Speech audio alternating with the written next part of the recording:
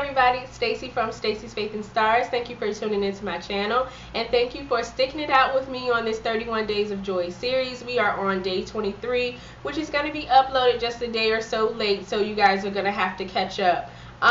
Day 23, we're going to talk about not taking things personal. Don't take it personal, baby. Y'all remember that Monica song? Don't take it personal. It's a topic request from my cousin Faith from Facebook. Hey Faith, thank you for the request. So we're going to talk about not taking it personal. So please continue to comment, like, share, and subscribe so that everybody who you know can become a part of the Stacy's Faith and Stars family, and so that they can become a part of this 31 Days of Joy series conversation. So, don't take it personal. For me, when I think of not taking things personal, my mind instantly goes to social media, because I just feel like within the last probably 5 to 8 to 10 years, you've seen this shift in the way that we communicate. And a lot of times people can put statuses or post pictures or whatever, and you might feel like you know that person is talking about you subliminally.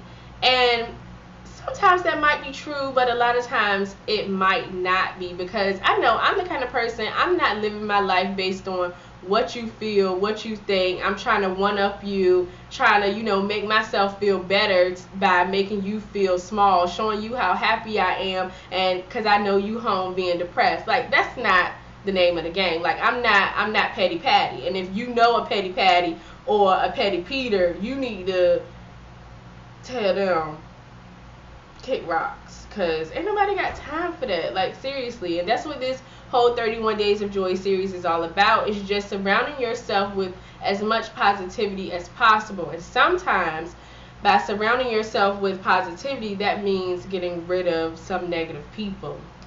So anyway, back to the topic specifically at hand, not taking things personal.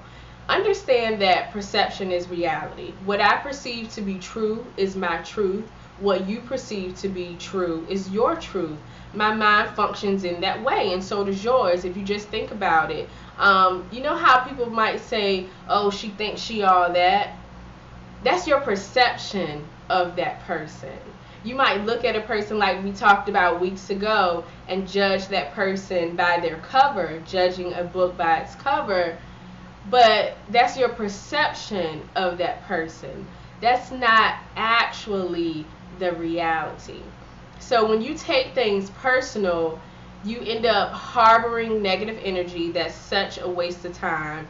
It's so unproductive, and it's just like you can't really function in a cloudy mindset when you take things personal. And it's just like, in my mind, I'm just thinking, people who take things personal all the time, I kind of consider you to be self-centered.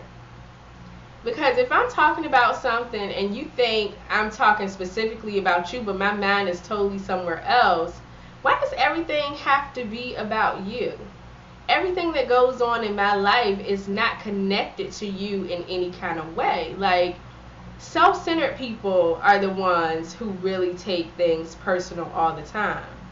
And it's kind of an oxymoron or a catch-22, because self-centered people can also be people who suffer from so many different types of insecurities.